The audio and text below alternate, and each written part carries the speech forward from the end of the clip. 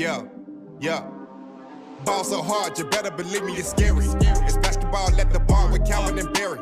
So put a tip in the jar, cause these dudes can really fill it up. Whether it's buckets you need or just a beer in a cup. We're here for fresh conversations and some delicious libations. Subscribe to the channel and turn on the notifications. My boys got you covered like you being guarded by payers. From the glove to the claw and everyone else in between. Calvin and Barry got everything that you need. So sit back, relax, because we're starting the show. It's basketball at the bar. Grab your drinks and let's go. Yeah. Grab a drink and let's go. Subscribe to the channel and turn on the notification.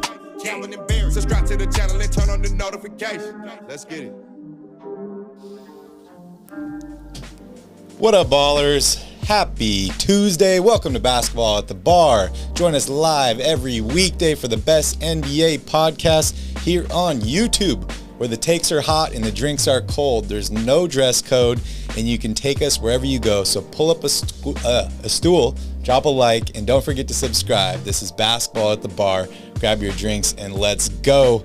Calvin, that's a tongue twister, man. It really sure is a tongue twister. It is a tough one. Let's go, and let's go Mavs, right, Mike? Yeah, welcome everybody. Steven, what's up? Mike, what's up, guys? Welcome. We have a good show for you today. Some awesome games yesterday. I'm just going to throw it out right here. 0-3 for me yesterday on my picks. 2 for 3. So I'm done.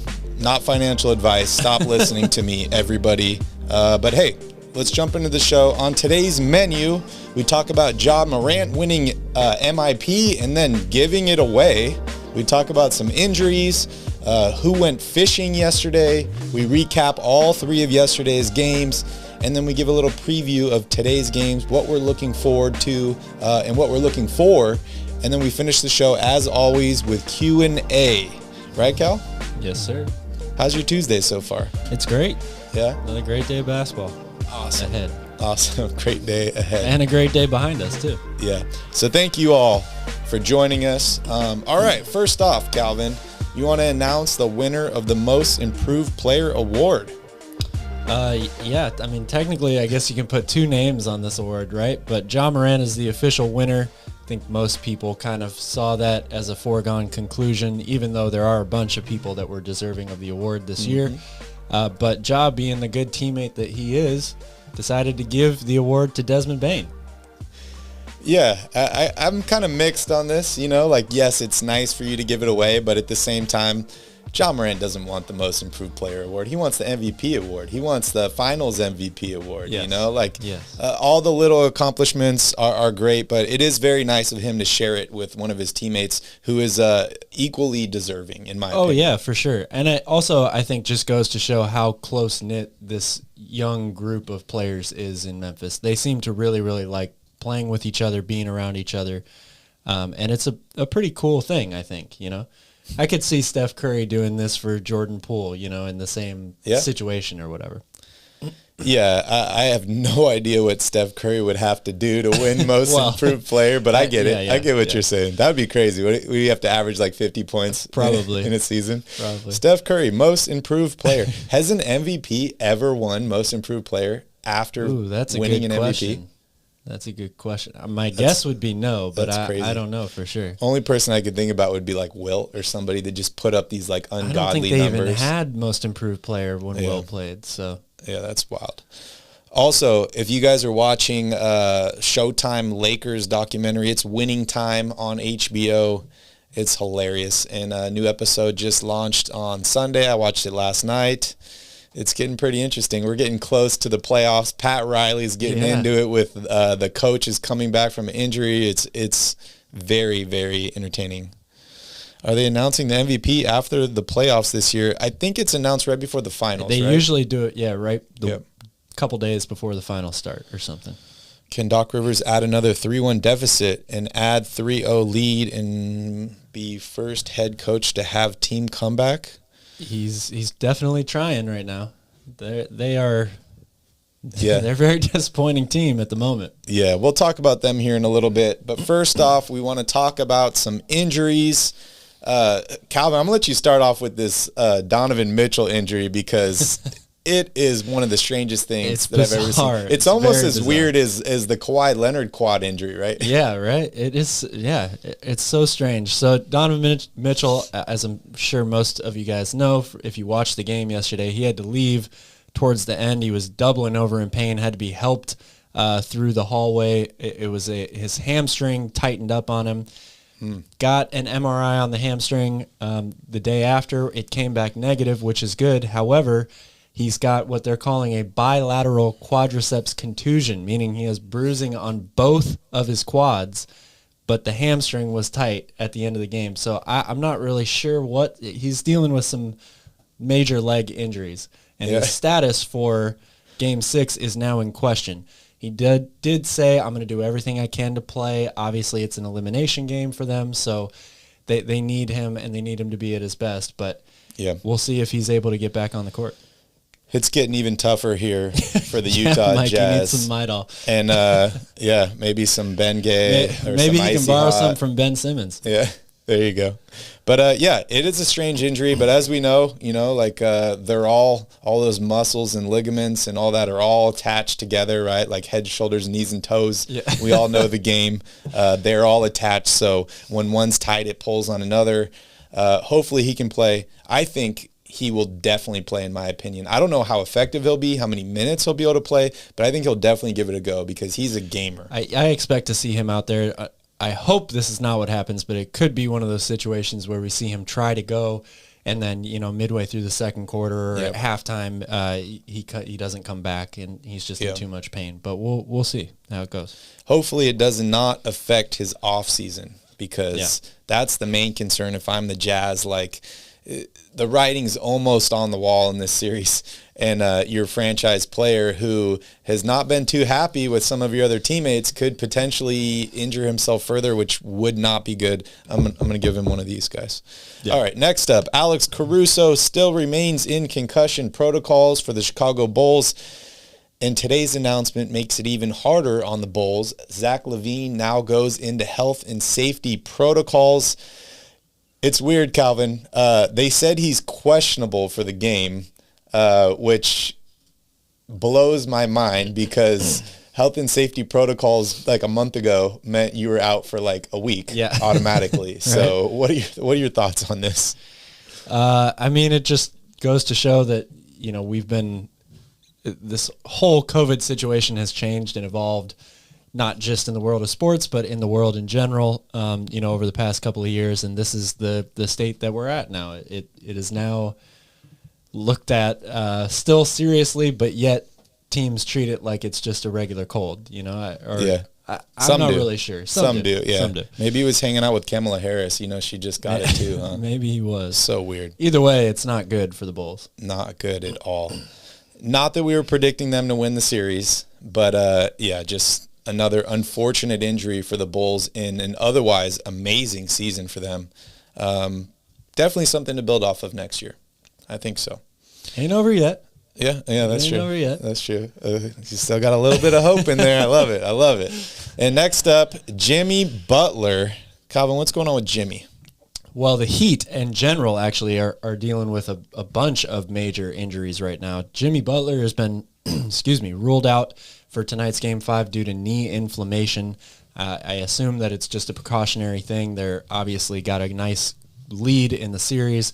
They're back at home for this Game 5, so they feel like they've got a good chance to close it out anyway. Mm-hmm. They're already going to be missing Kyle Lowry, who's still out with also a hamstring, I believe, injury. So many hamstrings. So many hammies right now. The funny thing about Kyle Lowry is after he got hurt, they asked him about his availability for the next game, and he said, I'm Wolverine. I'm going to play. This will now be his second missed game in a row.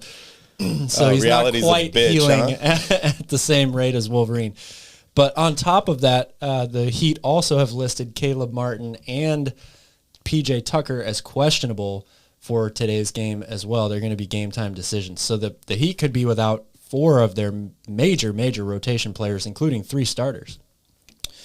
Yeah, that game starts here in about 45 minutes or so. Atlanta, here's your chance, right? Yeah. You gotta do something and make the best of it. All right, next up, moving on here. It is official, Calvin. The Brooklyn Nets are hanging out with LeBron in Cancun or they're fishing somewhere else. They get eliminated. They get swept 4-0. They were the odds-on favorite to win the title this season. Lots of drama surrounding Kyrie Irving, James Harden, Ben Simmons. They just can't seem to get away from it. Now it's swirling around KD and Steve Nash. It's really tough for them. But Calvin, I think we can all agree, they massively underperformed this season. I would list them as probably the most disappointing team in the NBA. The Lakers are also up there too. Yeah. But, we're hearing about Steve Nash potentially getting fired or being on the hot seat. I know KD came to his defense. I saw an interview with Kyrie Irving that says he wants to continue to be involved with Kevin and Sean and Joe in managing this team. Yes. He used a weird word there, managing this team. Yes. But the interesting thing in this interview was he did not mention Steve Nash. Not once. And when Steve Nash got hired, he had the infamous quote of like, what do you mean we got a head coach? I could be a coach. KD could be a coach. Blah, blah, blah could be a coach. What are your thoughts on this situation? Well, first of all, yes, they are a disappointing team this year. Absolutely. They underperformed, underachieved, all of that stuff. A lot of it was their own doing. So I think you have to take that into account. I also feel like this time of year is a very popular and usual time for people to overreact to certain situations. Mm-hmm.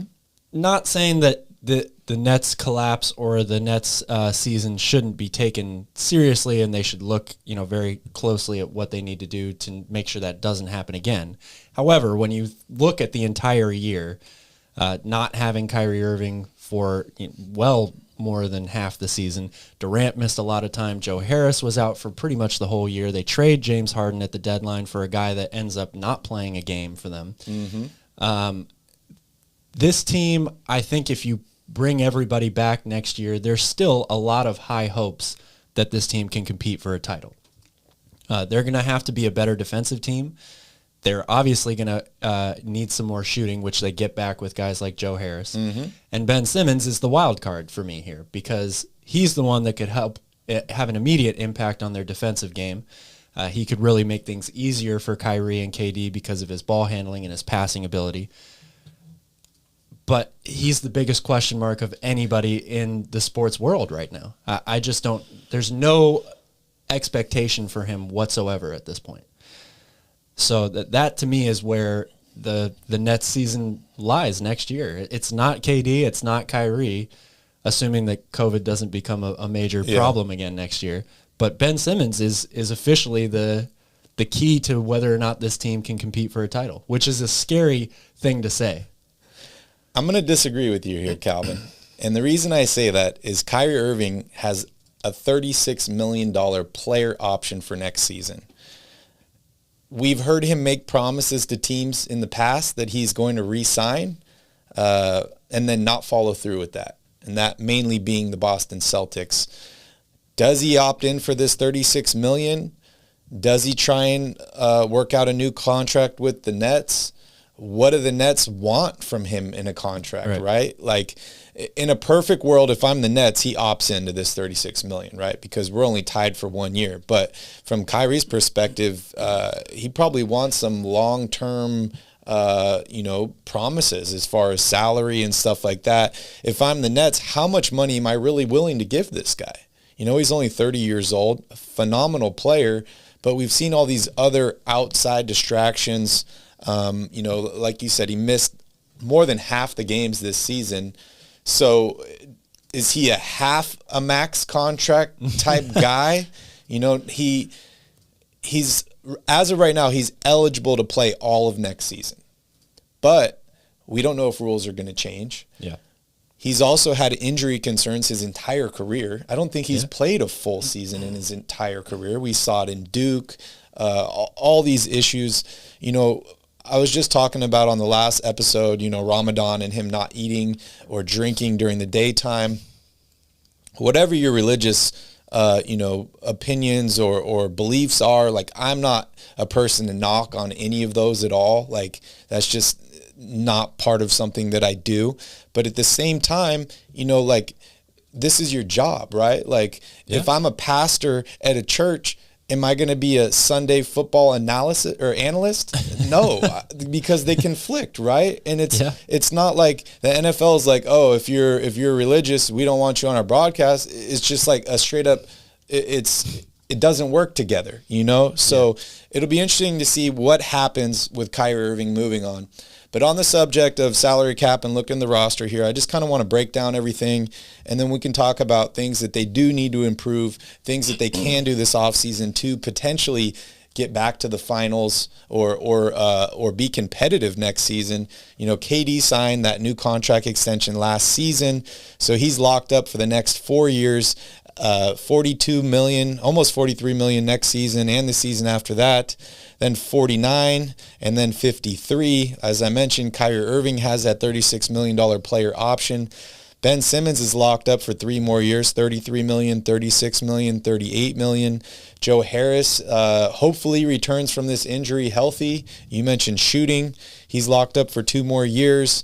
Then you have Seth Curry, also a great shooter, locked up for $8 million. Patty Mills has got a $6 million player option. Other than that, this team doesn't really have much. You have a rookie in Cam Thomas and Day'Ron Sharpe. Both of those guys didn't play a single minute that I saw in the playoffs.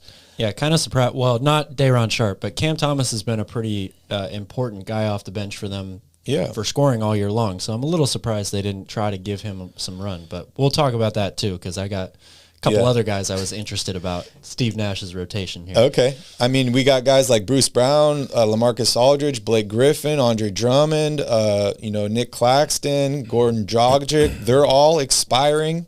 They've all been pretty instrumental pieces outside of LaMarcus Aldridge. Didn't play much this season. But, if I were to just say next season if Kyrie opts in, we got KD, Kyrie, Ben Simmons, Joe Harris, Seth Curry. That's a decent starting 5. Sure is. There's no center in there, but I think that's okay. KD's a big body. Ben Simmons is a big guy. I think that starting 5 could work. And we've seen a lot of these super teams basically worry about their starting 5, maybe their 6-man, and then kind of add veteran minimum players on top of that to try and make things work. Mm-hmm. I have a feeling that Blake Griffin's probably going to be one of those guys that's going to return to the team. But I just want to hear your thoughts on this roster. What's going on with Kyrie Irving? Do you expect them to make any moves in free agency or big moves, or are they just kind of filling it out with veteran guys? I assume they're going to kind of fill it out with veteran guys. I think that's generally what you see on these quote-unquote super teams. You have a bunch of guys at the top making a crap ton of money, and then it's just how can you fill in the rest of the roster with veterans or minimum salary pieces. As far as the roster goes, Kyrie Irving is, much like being Ben Simmons, a big question mark, and you really never know what next move he's going to make. Never. $36 million is a lot of money, so I would assume after hearing him talk, we know that maybe he's not the most reliable person to listen to what he says, but I think he means it when he says he's here with Kevin.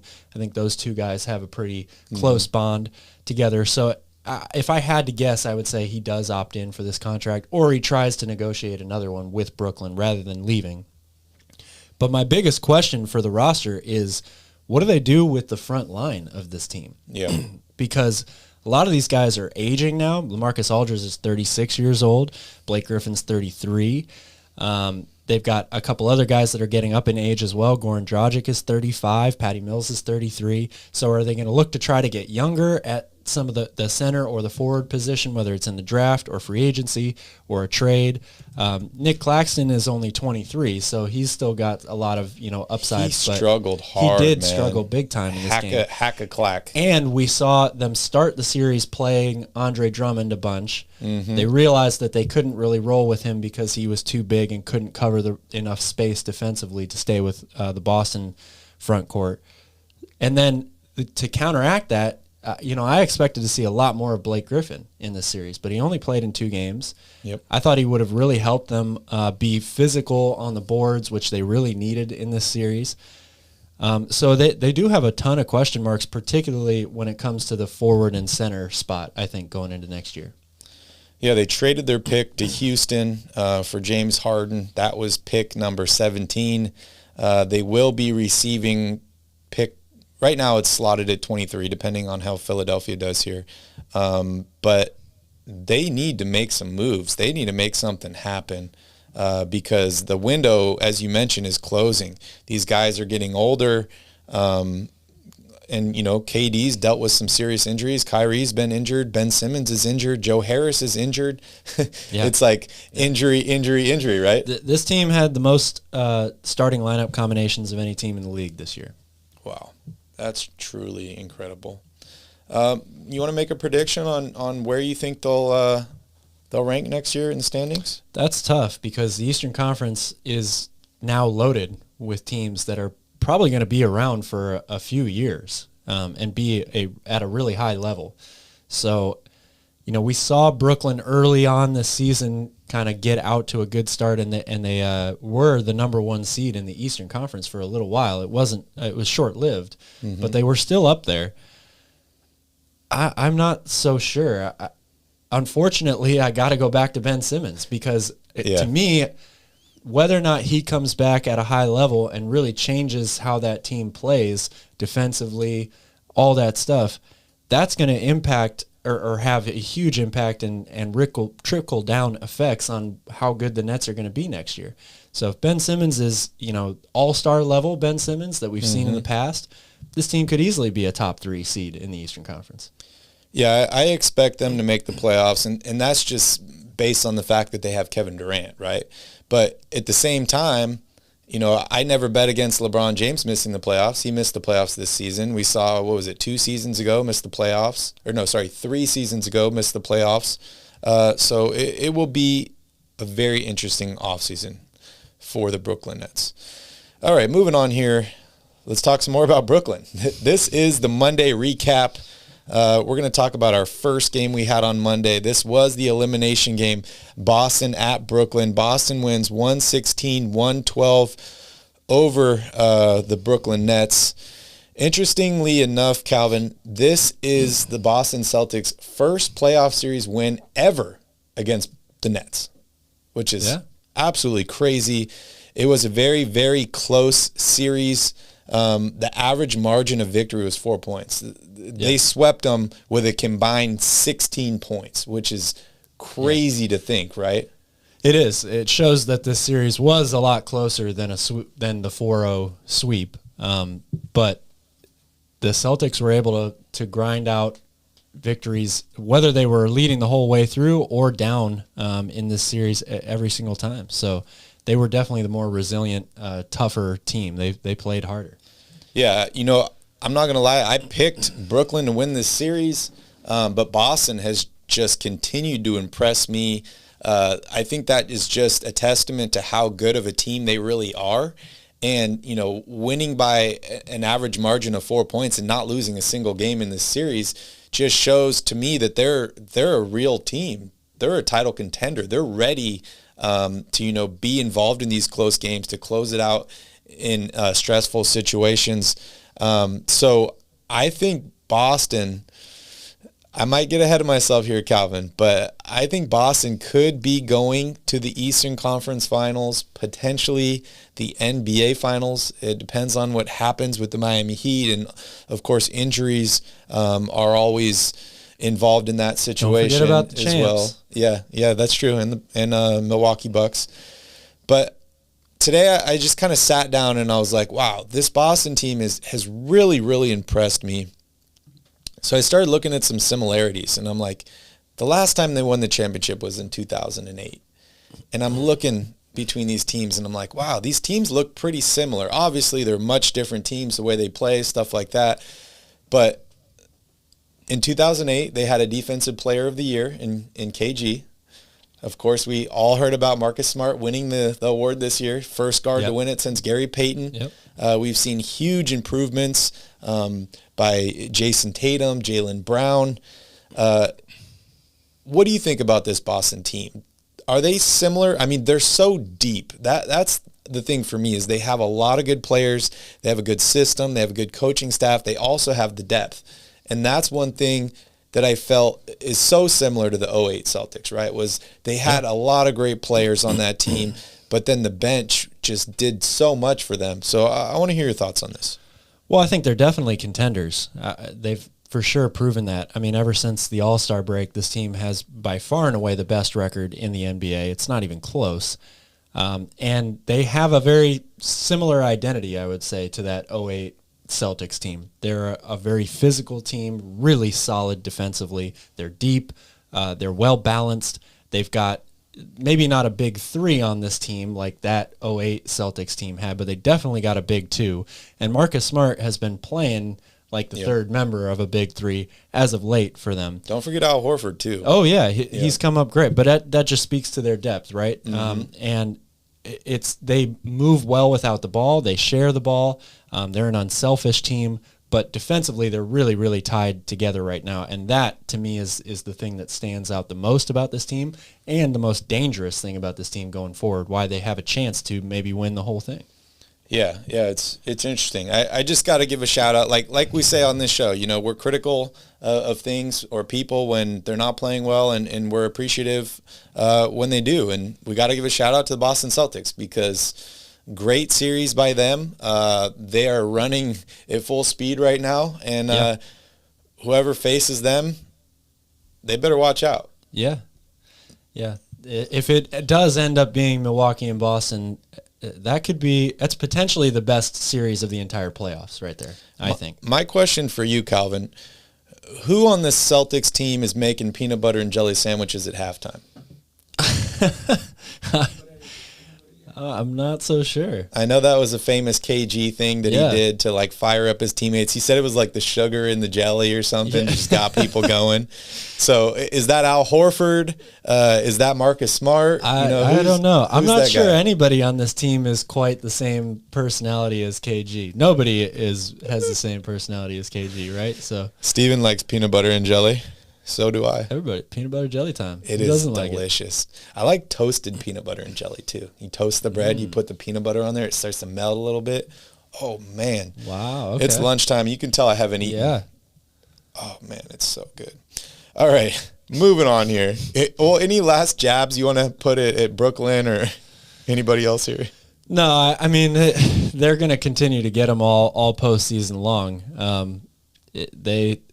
They just didn't have enough in this series. I mean, to think that KD comes out and finally looks like Kevin Durant again, 39 points. He didn't shoot well from three at all. But he was the only guy to me that really played with a sense of urgency, like this was an elimination game. Yep. And now they're going fishing. Now they're going fishing, which I love, man. I really enjoy fishing. But if you're in the NBA, you don't like to go fishing unless you're in the bubble, right? Because then that means you're still in the bubble. Next up, Toronto Raptors take on the Philadelphia 76ers in Philadelphia, completely dominate them. I think Philadelphia was up 2-0 at the beginning of this game. Toronto comes back down 0-2 and just completely dominates. There's one tie in this game. There's one lead change. And then Toronto was off to the races. We talked about the injury to Fred VanVleet yesterday and what that means for them. No problem, man. This team looks completely different having Scotty Barnes back. Oh, yeah. And Joel Embiid looks completely different to me dealing with this injury. It's 3-2 now, Calvin. They're heading back to Toronto. Toronto's one home win away, where Matisse Thybulle, who we talked about, no big deal, he can't play in Toronto. This could be a big deal in Game 6. Toronto is one home game away from forcing a Game 7 against an injured Joel Embiid and a not-so-productive James Harden. What are your thoughts on this game? Well, this is another team that if they end up losing this series in 7 games, we can very easily peg them as the most disappointing team in the playoffs, right? I mean, to think that Philadelphia had this series by the throat, 3-0. Embiid was looking great. Maxey has almost 40 points in Game 1. He really hasn't done much since then for them. and give a lot of credit to Toronto. You know, that we talked about it before. Nick Nurse, what is he good at? He's good at in-game, in-series adjustments. Yep. He's a great game manager, in-game manager, stuff like that. Not a bad thing. We're seeing all of that stuff on display now. And yes, Scotty Barnes coming back is the big key right now for this team. He's proving why he was the NBA's Rookie of the Year. Really does everything for this team, and gives them another big, long defensive body to use on Philadelphia's big guys. So it's a huge help. And then I would say Precious Achiuwa is the other guy that's really impressing me for this team. Oh, yeah. I was pretty high on him coming out of Memphis in the draft, and I didn't expect him to have this type of impact on this series at this moment. So I'm really liking what I see from him. I think he's going to be taking a next 2 or 3 steps here in the next couple of years.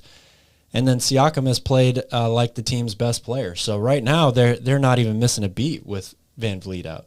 Yeah, they're definitely rolling. It's interesting that we talk, about Scotty Barnes, 12, 8, 4, 3 steals in this game. But the team just looks so much different when he's out there on the court. They just look like a completely different team. And then, we talked about Philadelphia. You mentioned Tyrese Maxey, 12 points in this game. James Harden, 15 points in this game, 4 of 11 from the field, 2 of 6 from three-point range. Embiid, 20 points, 11 rebounds, 4 assists, no blocks, no steals, almost fouled out in this game. Watching this game, Calvin, it just made me think, like, if I'm Philadelphia, why the hell did I trade for James Harden? I understand the whole situation with Ben Simmons, trying to get out from under that, but it seemed like there was more options than just trading for James Harden. And they actually gave up a lot to get him too, right? They gave up their center. They gave up, one of their best shooters. They gave up some draft picks. They gave up a lot to get James Harden. They did. And, the reason I think that they went for him is Daryl Morey, right? Like, that's his guy. They have the obvious connection from Houston. He's traded for him twice now. If I'm Joel Embiid, does the relationship between James Harden and Daryl Morey make me feel a little bit different about this Sixers team? I don't know if their relationship makes me feel a little different, but definitely James Harden's production makes me feel a little different if I'm Joel Embiid. I mean, he was the guy brought in to be the side man, the running mate, right? Like, this was the next Shaq and Kobe. That's what everybody said, or a lot of people said. I said it. I'm not going to lie. When this deal went down, and I made the mistake earlier in the series when Philadelphia had complete control. I said, okay, James Harden doesn't have to be James Harden anymore for them to win. Yeah. Here we are, 3-2, and they need MVP James Harden really badly. I think you were alluding to they don't need James Harden to be off-court James Harden going to strip clubs and stuff to win this series. That's for sure. No, they have to. He's turned the ball over a ton in this series. Yep. He really has struggled shooting the ball. He needs to be much better, and Philadelphia can't mess around anymore. They can't let this thing come back for a Game 7. I mean, they should have closed it out in Game 4, but now with the Doc Rivers has already had one 3-1 collapse, right? Yeah. They've got all this stuff hanging over their heads. James Harden, I still think, is the player with the most to prove in this postseason, and he has even more to prove now because he's been a shade of himself for the past 3-4 games. I mean, the last year. Well, he's had that's moments. The thing, though. He's had moments. His right? first month with Philadelphia, right when he was traded, he played phenomenally for them. Yeah. I mean, he wasn't averaging 35 a game, but he was putting up 13 assists, 12, 13 assists a game. He was scoring. He was hitting his threes. They really had a good thing going. They were clicking offensively. It seemed to open up Tobias Harris a lot back when he was playing well. So he can do it. He's capable of doing it. The question is he going to come out and play a good game? He can't afford to have another poor performance for either Game 6 or 7. It's so weird. Everyone speculated that the rule changes have affected his game, but he does have flashes, right? He has those moments where you're like, wow, James Harden's James Harden. He's back, right? He's getting older. The difference for me between a star and a really good player is the consistency factor, and he just hasn't been that consistent anymore. Maybe it's him not taking care of his body. Maybe it's the fit with Embiid. Maybe it's the style of play in Philadelphia. I'm not really sure, but he needs to figure it out, or they could be a big disappointment. If they lose Game 6, I think it's a toss-up in Game 7. Oh, yeah. I mean, big disappointment. They could be the only team in NBA history that loses up 3-0. Wow. I mean, there's still 2 games left, so it's not decided yet. But they're on the verge of a absolutely historical collapse here. Yeah, Game 6 on Thursday. That will be quite interesting. All right, our final game yesterday, we had the Utah Jazz visit the Dallas Mavericks. The Mavericks win 102-77, 33 points for Luka Doncic, 20 points for Jordan Clarkson. We mentioned Donovan Mitchell went out due to a hamstring injury with 4 minutes left in the game. They were already down 20 plus, so it's not like the game was that really mattered. Yeah. But that does worry me for the rest of the series. For the Jazz, they are now down 3-2, could potentially face elimination here. Rudy Gobert, we saw, the game winner he had in the last game. I thought he played pretty well in this game. 17 points, 11 rebounds, 6 of 7 from the field. No blocks in this game. Mike Conley disappeared again. Only 4 points for him. And 9 points for Donovan Mitchell. Bogdanovich, 2 points. Basically, it was Jordan Clarkson and Rudy Gobert in this game, and another disappointing loss for the Jazz. I'm going to say it right here, Calvin. I'm switching my pick. I'm agreeing with you now. The Mavericks are going to move on. I think the writing is on the wall. Look, Donovan Mitchell has been pretty much the only reason that the Jazz are even in this series. So if he's not able to go in Game 6, it's crazy to think, because before this series started, I thought Luka not playing was the single biggest injury to any team in the postseason. Yeah. But Donovan Mitchell might be the single biggest injury to any team. And they won without him, too, which is the crazy thing. Well, we know that Wolverines heal pretty fast. How fast do spiders heal, Calvin? I think they heal fast, but maybe not fast enough. Utah's in big trouble, obviously. Even if Donovan Mitchell plays, they're in big trouble. They really are. This Utah Jazz team is so disappointing. If they lose this next game, or just this series, do you think Quinn Snyder gets fired? It's very possible. Yeah, it's very possible. I'm not sure, but they've had, a number of opportunities here. They were the number 1 overall seed last season, and were again a disappointment. I said it. I think after Game 1 or 2, I think this is the end of the Utah Jazz as we know it. Yeah. I think there's some organizational fatigue here in just putting the same lineup out there. They're all getting older. They've dealt with injuries. They peaked, and then they're kind of on this way back down. And honestly, I don't think a lot of that is Quinn Snyder's fault. I think he's a great coach, but I think he has lost the locker room.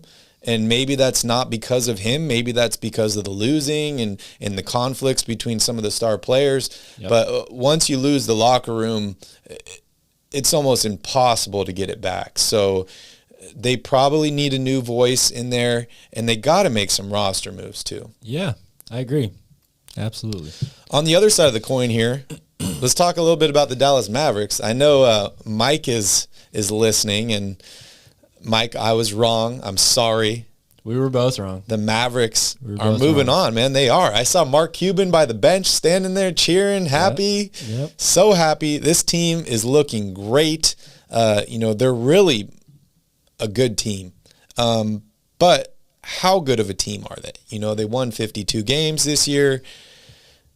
Are they a championship contender, or are they a pretender, Calvin?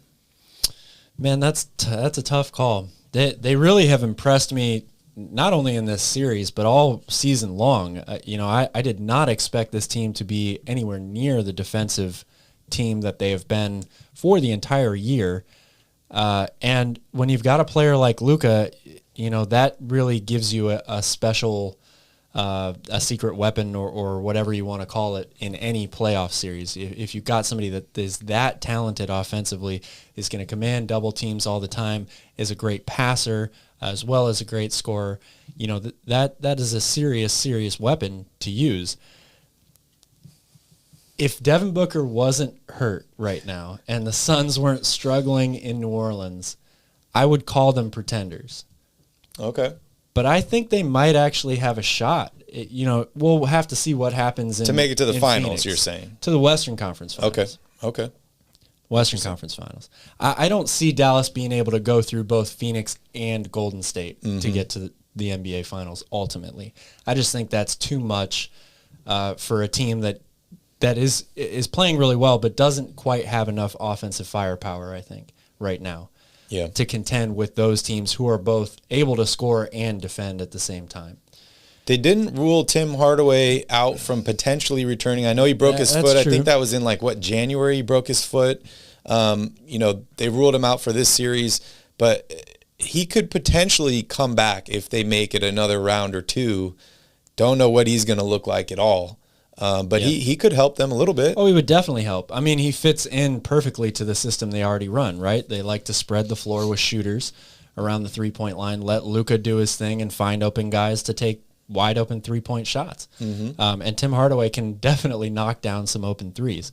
So that'll for sure help. And it adds depth, to their line. He's a bigger guy at the wing spot for defense and everything like that. But I think they're a good team, and they're getting better right now.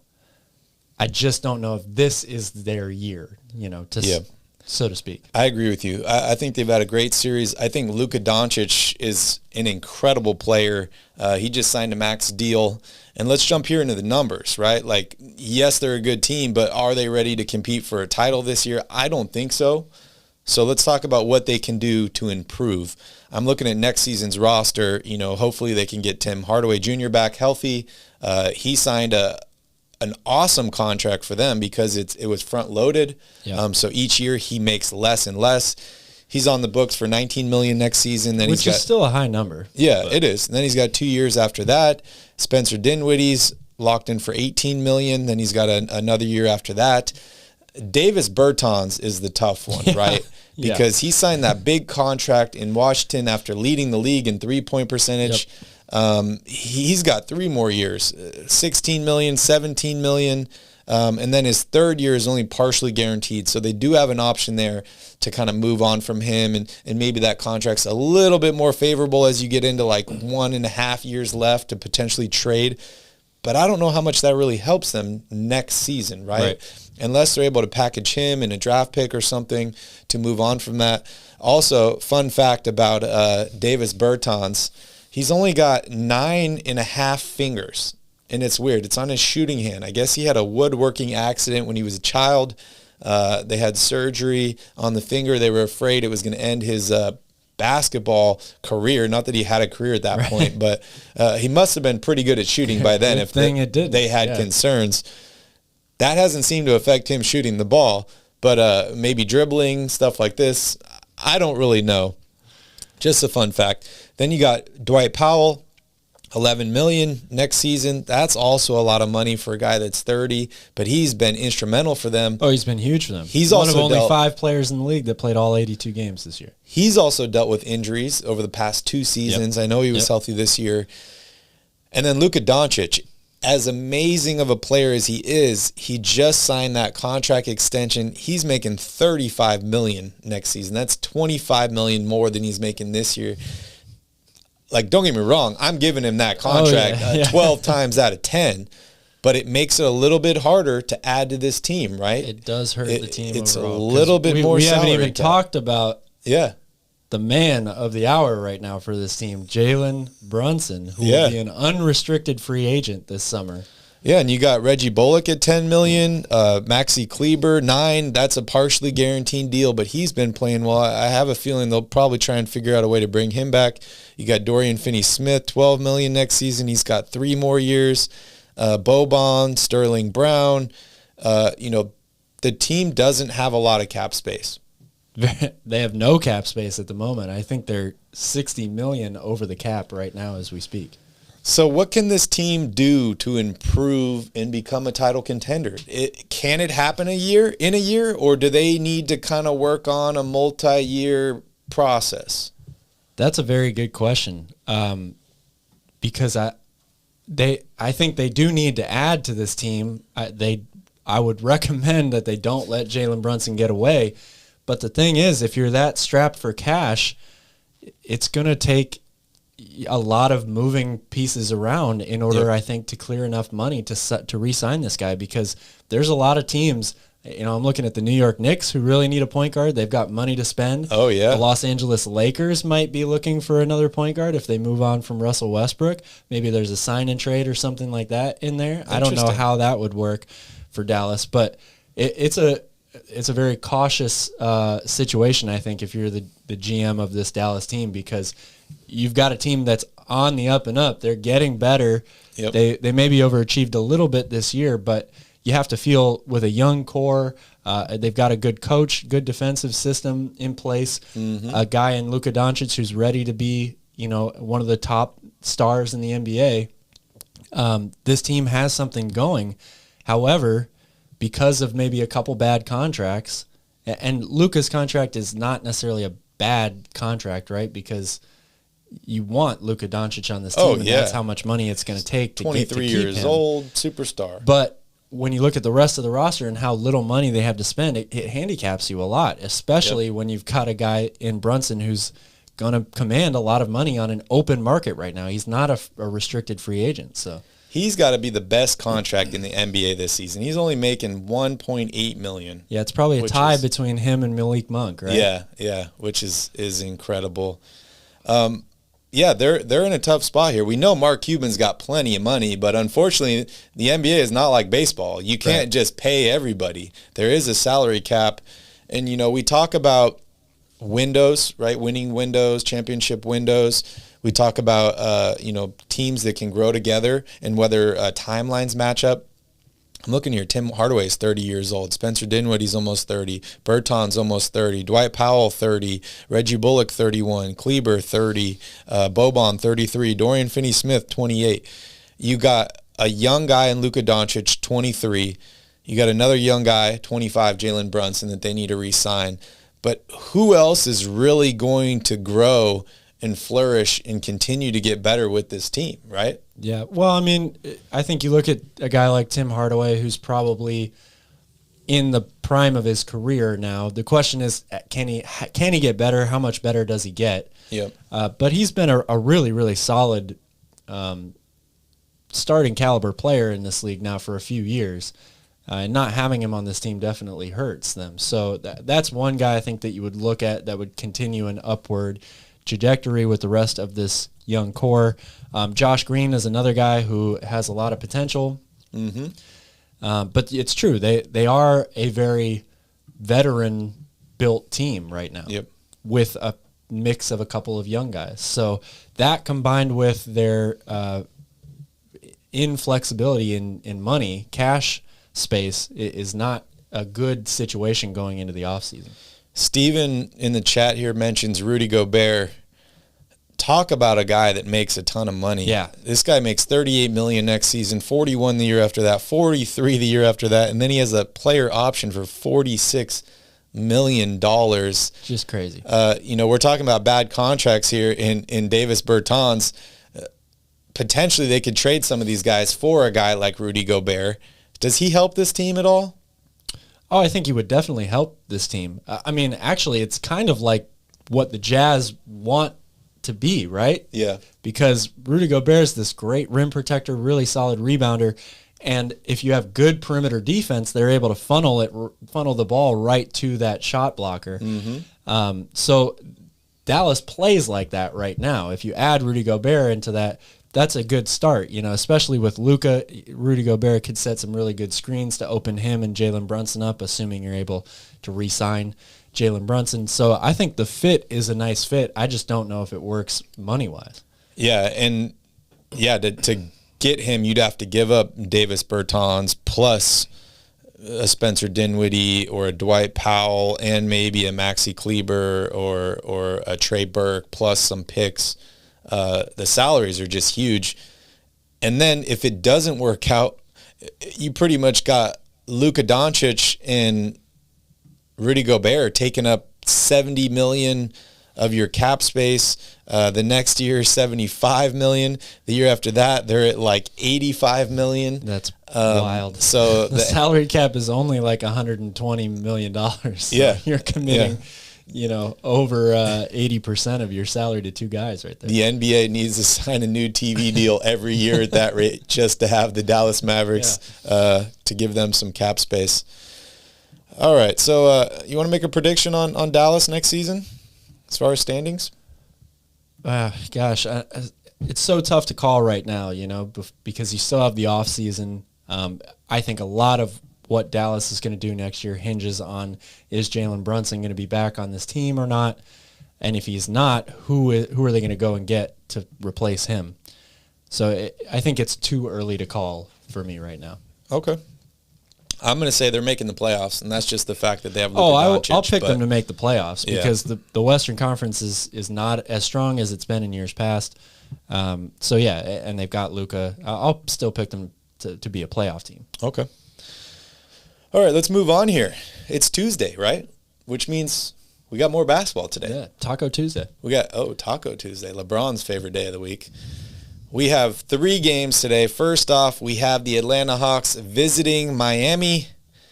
And as you mentioned, Kyle Lowry's out. Jimmy Butler's out. They're dealing with a bunch of injuries. I see Bogdan Bogdanovic is out, and Lou Williams is still out for Atlanta. Mm-hmm. It's going to be a tough game for Atlanta here. It's in Miami. I know Miami's missing some players here, but... Yeah, but then you look at their bench and the guys that they're able to unload into the starting lineup. Tyler Hero comes in. Victor Oladipo is going to play more minutes now. They're so deep. It's really just unfair, actually. Miami's favored by 4.5 in this game. You want to make a prediction? I think that even as crazy as it sounds, I'm still picking Miami to win and end this series tonight. Okay. I just think that Atlanta has to play too well. They need to be perfect. Miami's ability to guard Trae Young on the perimeter with switching a bunch of guys onto him at will is a huge, huge advantage for them. They're at home tonight, and they've still got guys who can catch fire in this series like Tyler Hero. Duncan Robinson's another name we didn't even mention. Those guys can come out and have 25 points or more just on threes alone. So Miami's still too dangerous of a team, I think. Yeah, I think they're going to win this game too and to end the series. They need to do whatever they can to avoid extending the series like Philadelphia is doing, like Phoenix is doing. They need to get a break here. They need to get Jimmy back, rest his knee up, and be ready for the next round. Yeah, I think Tyler Hero has a huge game tonight. Okay. I'm talking north of 25 points. Oh, wow. And the Heat close it out. Okay. I can agree with that. Next up, we have the Timberwolves at the Grizzlies. I'm not saying Minnesota and Memphis anymore, Calvin. That's the last time. I keep screwing it up. So, Timberwolves face the Grizzlies. This series is tied 2-2, which is pretty wild. I'm going to stick with the narrative that if there's a protester, the Timberwolves win this game. They haven't proven me wrong yet, right? They have 3 wins. When protesters on the court, they have 0 losses. Could be a different game tonight. I think Memphis is favored to win. ESPN says they have a 78.9% chance of winning this game, and they are favored by 6.5. What are your thoughts on this game? Well, first of all, I don't know if I would bet any of the spreads in any game today. They're pretty high for all teams. Even Miami, who's got the lowest spread, I think it's like 4.5 or something. They're missing, a bunch of key players. So I'm cautious on betting spreads today. But that being said, I will still pick Memphis to win this game tonight. They're at home. I think this series has been a total toss-up of which team is going to show up for each game. Mm-hmm. But I expect Memphis to rally behind the home crowd. Maybe they've got extra security in to make sure that the protesters are shut down before they even get into the arena tonight. And expect a bounce back game from Ja Morant. Desmond Bane has played phenomenally all series long. Yep. And all season. Yeah, he's played really well all year. But he's stepped his game up to another level in the postseason. Yep. And so I'll take Memphis to win this game 5 at home. Yeah, I think they're going to be, still riding high after that Most Improved Player award and him giving it to his teammate. I love the chemistry with them. My question for you, Calvin, how many minutes is Steven Adams going to play in this game? Probably not many. I don't expect them to change up their tactics now, especially with the way Brandon Clark has played. He's been probably their best big man, actually, in this whole series. Because Jaren Jackson Jr. has been in foul trouble in a lot of these games. He hasn't really shot well, and Steven Adams hasn't played much at all. So Brandon Clark should continue to get a ton of minutes. And, Steven Adams, I would think it's another sub-10-minute game for him. It's so hard to pick this series. It really has been, right? This is definitely the toughest one. It's been the Dr. Jekyll and Mr. Hyde just back and forth. Another exciting game. So I'm definitely excited to watch, but I'm not making a prediction on this game because I have no clue what's going to happen. Final game of the day, and actually the game that I'm looking forward to most, the most exciting game for me, New Orleans visits Phoenix. This series is tied 2-2, which is absolutely incredible. Devin Booker's still out with the hamstring injury. People are just losing their hamstrings left and right here in the NBA. Yeah. It is incredible. Phoenix is favored also by 6.5 in this game. What are you looking for in this game, and what does New Orleans need to do to win this game? Well, I'm looking for Chris Paul to have a huge game tonight. He had, I think, one of the worst playoff games in his career in Game 4. He got his jockstrap taken by Jose Alvarado, or not his jockstrap, but he got taken by Jose Alvarado in that game. His lunch money got taken. You know he's going to really, really upset about that one. And I expect him to come back, with a lot of determination and have a really, really great game in this one. I think the Suns pull this one out at home. But, man, New Orleans, in order for them to keep this thing going, they just have to keep doing what they're doing. Brandon Ingram, McCollum, and Valanciunas have got to continue to be big time for them. And then their role players have got to continue to step up on defense. Mm-hmm. Herb Jones has been really solid for them. Huge. And Jose Grand Theft Alvarado, I got a new nickname for him. Okay. My mom texted me yesterday, and she goes, Jose Alvarado looks just like that little guy from the Diet Dr. Pepper commercials. And now I can't unsee it. So from now on, he is Jose Lil Sweet Grand Theft Alvarado. Oh, wow. That's a long one. Or just Lil Sweet Grand Theft. I don't know. Maybe something like that. I think it's hilarious, though. But they've got to continue to keep the pressure up. This is a young team. They're going to play a lot of guys. The full court press has worked for them since the All-Star break. It really ever since they got C.J. McCollum back. They need to keep that defensive intensity up on the Phoenix Suns all game long, make it as difficult as possible for Chris Paul. And then Brandon Ingram and C.J. have to, combine for close to 50 points. What about Jose GTA? I like quick, that one, but there easy. is, Juan Toscano Anderson has the JTA. Yeah, but he's He's no from Jose Oakland, Alvarado, too. Though. That's true. I like it. He's my new Jeremy now, I'm Lin. just going to call him Lil Sweet. Okay. He's my new Jeremy Lin. I got no expectations. He's not anywhere near Jeremy Lin No, is but what I'm just saying is, like, early on, Jeremy Lin, watching him in New York, no expectations for this guy. Gives a lot of energy on the court. I root for him. He's exciting to watch, and I just want him to do well. So yeah, he's one of those.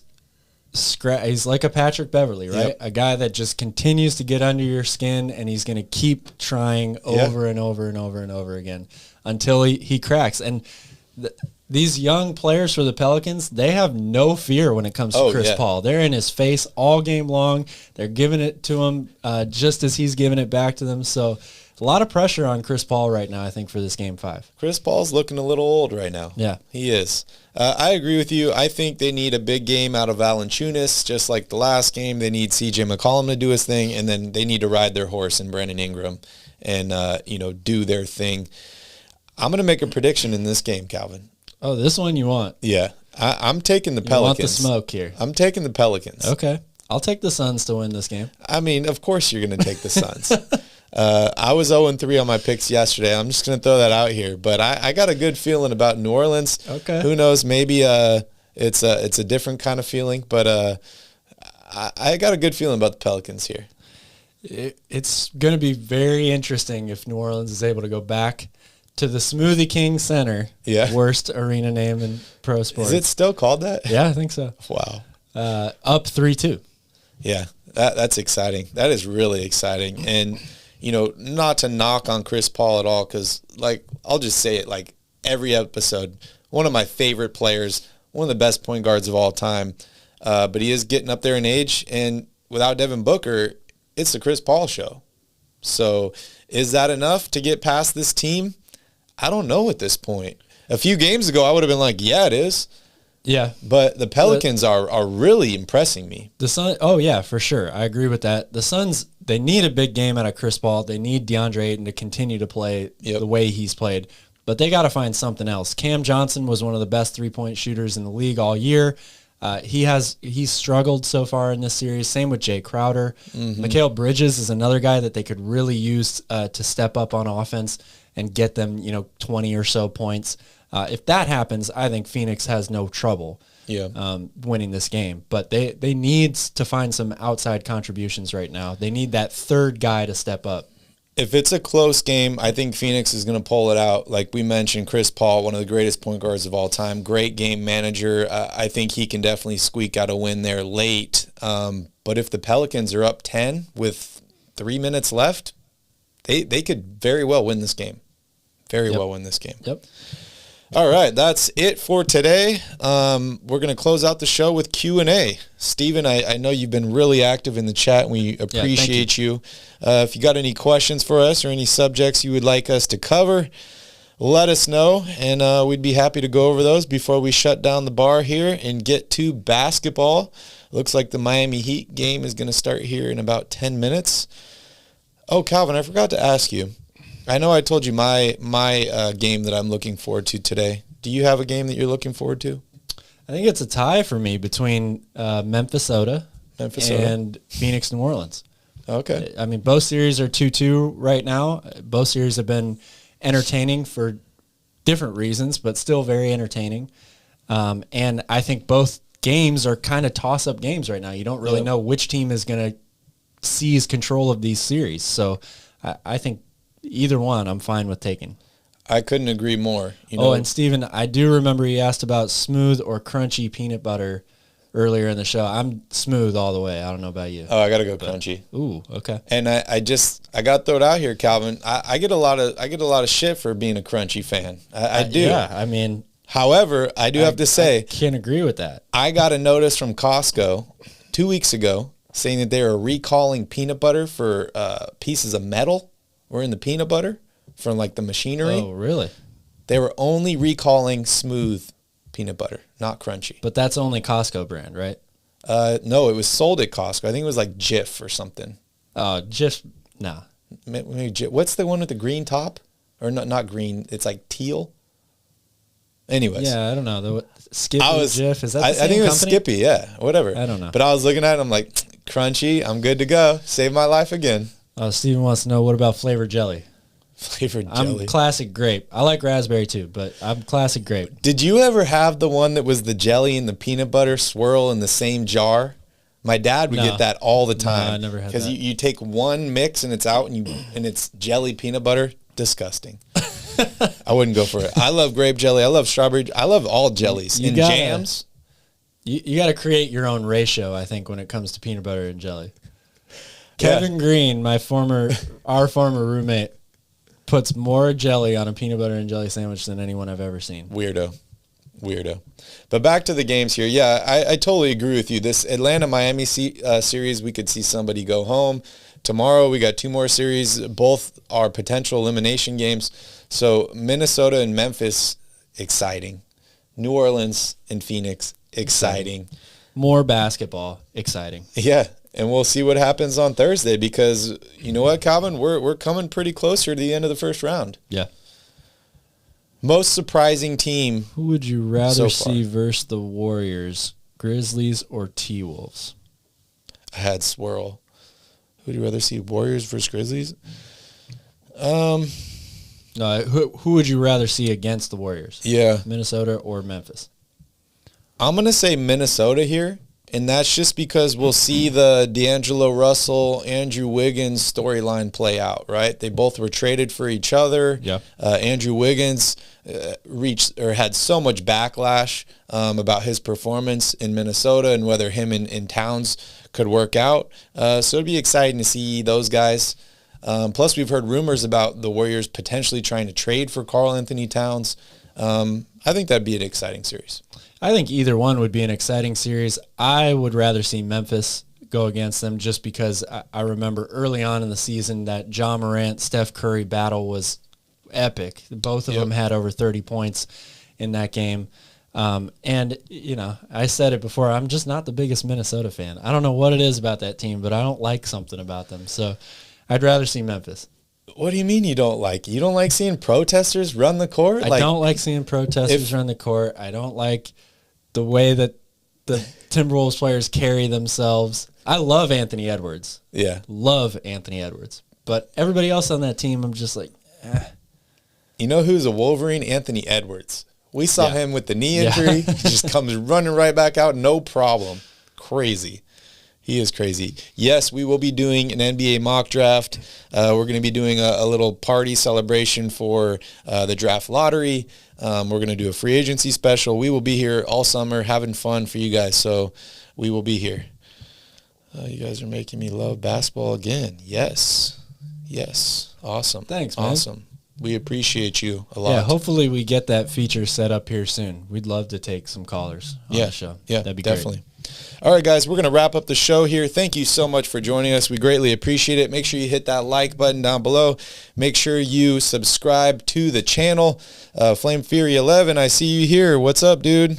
You just missed the show. We're closing out right now.